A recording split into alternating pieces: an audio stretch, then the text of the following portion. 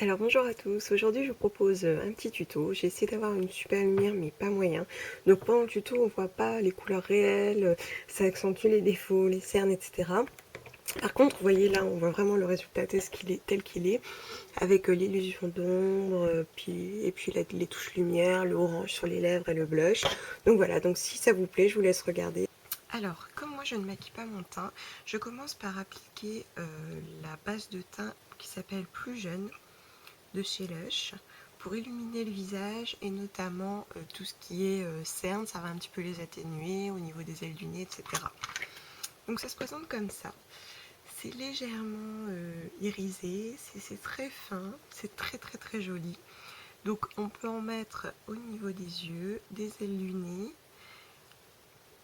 sur le front, sur le menton. Après vous en mettez où vous voulez, mais moi je privilégie surtout les cernes puisque c'est vraiment mon gros souci. Donc hop, je l'applique comme une crème. J'en mets un petit peu sous les sourcils pour apporter de la lumière. Donc sur la zone T. Et sur le menton. Alors selon mon état de fatigue, j'en rajoute un petit peu au niveau des cernes. Voilà, la lumière est au-dessus de moi. Donc forcément ça accentue les cernes et cet effet d'ombre. Forcément je suis sous un Velux. Mais à la lumière naturelle à l'extérieur, je trouve que vraiment ça apporte beaucoup de lumière. C'est très sympa et très léger, très agréable à porter. Enfin, moi j'aime beaucoup. Alors, ensuite je vais appliquer mon produit chouchou du moment. C'est mon fard longue tenue de Benefit, le Tattletale. Donc ça va me servir de base pour améliorer la tenue de mes fards. Mais aussi de base couleur, ça va apporter pas mal de lumière, comme c'est un petit peu métallisé, un petit peu irisé. Donc là je le prends au doigt. L'idée c'est de vous montrer un maquillage simple, donc si j'utilise 36 pinceaux ça n'a pas de sens. Donc vous l'appliquez sur la paupière et vous l'estompez en montant vers l'arcade. Un petit peu au coin interne. Et on l'estompe tout de suite par contre parce qu'il sèche assez vite. Vous en reprenez un peu et là vous en mettez plus précisément sur la paupière mobile, puisque ça va nous servir de couleur de base. Hop, et on estompe tout de suite au doigt. Voilà. Idem de l'autre côté, donc vous en appliquez partout et vous estompez vers l'arcade sourcilière pour apporter de la lumière et améliorer la tenue de tous les fards qu'on va utiliser. On en reprend un peu, toujours avec le doigt, et on accentue sur la paupière mobile. Donc comme je vous disais, c'est parce que je m'en sers et de base et de fard. Donc la couleur m'intéresse, donc du coup j'ai besoin qu'elle soit plus présente au niveau de ma paupière mobile. Ensuite, je vais prendre un fard sombre, mais pas trop, donc voilà, vous mouillez pas trop, ne prenez pas un noir, surtout si vous n'êtes pas sûr de vous. Là en l'occurrence, je prends le S17 de chez In, qui est un marron grisé. Caméra en absent que c'était un gris, malheureusement. Je prends un pinceau d'aume. Donc un pinceau d'aume, c'est aussi appelé un pinceau boule, comme ceci. Moi, je prends celui de Vita Minerals. Donc c'est un pinceau qui va permettre de travailler les creux de paupières et le coin externe. Donc je commence par en mettre juste au-dessus de mon cil et je remonte dans le creux. Donc ça va donner de la profondeur à mon regard en accentuant le coin externe de manière tout à fait légère. Donc là, vous pouvez estomper au pinceau fluffy, mais si vous n'en avez pas, vous utilisez un doigt propre et vous estompez légèrement le bord. Et vous pouvez assombrir à votre gré. Alors, pour le creux, on ne va pas au-delà des 2/3 de l'œil. On remonte et hop, on y va progressivement. Comme ça, vous êtes sûr de ne pas faire de grosses erreurs. Idem de l'autre côté. Et on remonte. Donc vous voyez, le geste est toujours le même. On revient un petit peu dans le coin externe. Pas de fluffy, pas de problème. On estompe au doigt.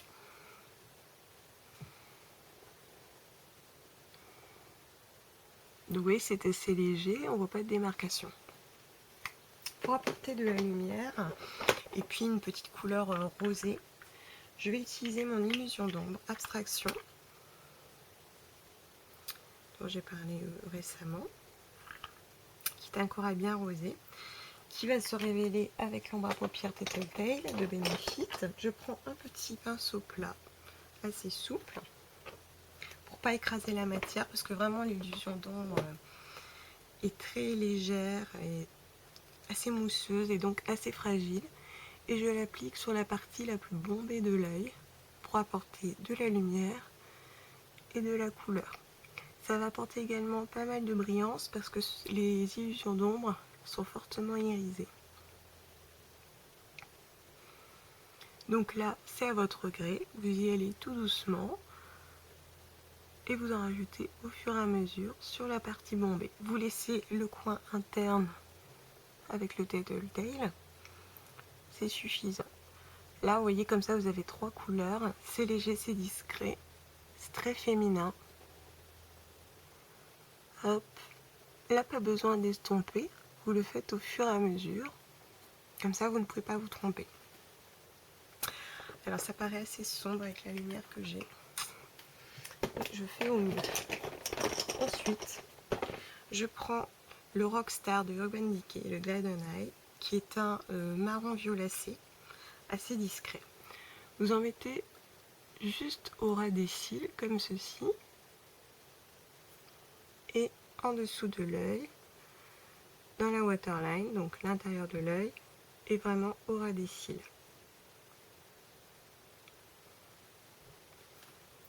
Vous prenez un pinceau crayon, plus pointu que le pinceau d'ombre, comme le E30 de chez Sigma.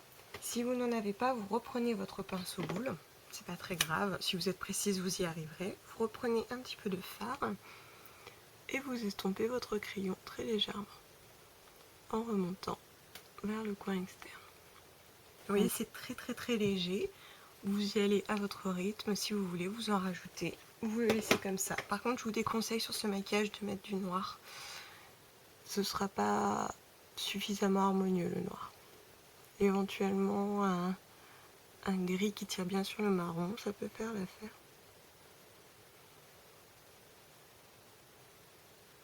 Voilà. On fait la même opération de l'autre côté. Donc on estompe toujours son petit trait de crayon. Donc là c'est un crayon gras assez facile à estomper, l'idéal quand même. Et on met du crayon en dessous pour sceller et éviter qu'il coule.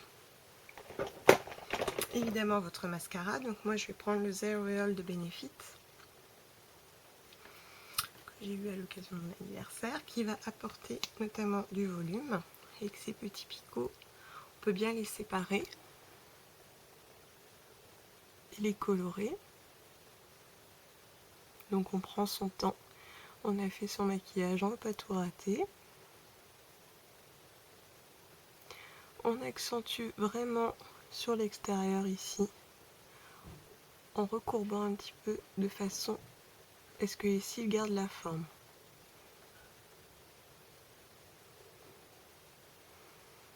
Bon, si vous avez un recourbe cils, évidemment, n'hésitez pas, mais on n'en a pas tout ça. On ne sait pas forcément s'en servir.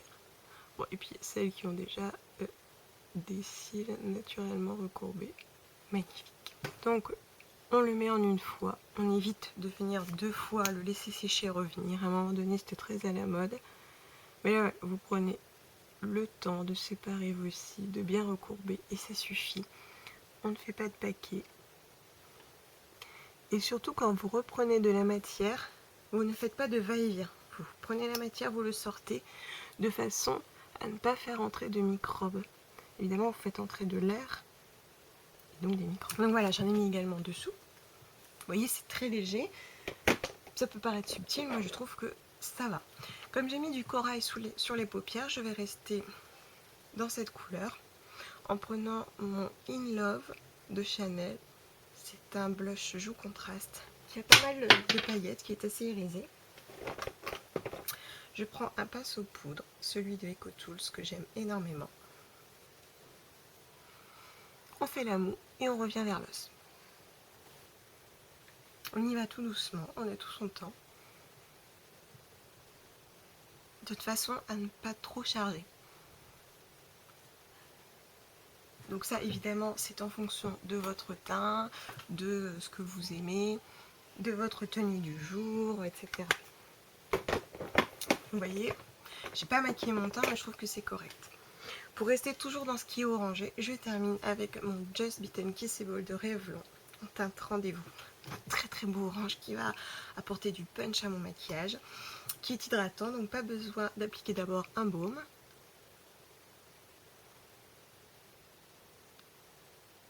Ça, c'est un très bon compromis. Hydratation, couleur, brillance et surtout tenue. Il est extraordinaire. Voilà. Je trouve que c'est un look facile à réaliser, très joli, peut-être encore assez estival. C'est vrai, mais moi, il me plaît énormément. Ça apporte de la couleur, de la lumière à un moment donné où on n'en a plus beaucoup. Donc voilà ce que ça donne. Alors, avec un petit peu plus de recul. Voilà. Moi, je trouve que c'est sobre, joli. Bon, moi, ça me correspond. C'est vrai que j'aime beaucoup tout ce qui est rosé corail, avec une bouche bien orangée. Bon, alors les joues, vous pouvez moins les charger, tout est modulable, c'est tout l'intérêt. J'ai pris des produits qui tiennent très bien, qui sont faciles d'utilisation. Donc voilà, sans être en contre-plongée, vous avez une lumière plus naturelle et plus vraie. Donc on voit bien l'orange de la bouche, sur les yeux, le corail, la touche lumière, le blush. Et vous voyez, ça reste assez discret, tout se fait sur la bouche. Je trouve que c'est vraiment glamour. C'est vraiment très très joli. On n'oublie pas son petit ruban contre le cancer du sein, évidemment. Et je vous dis à très bientôt pour un prochain tuto.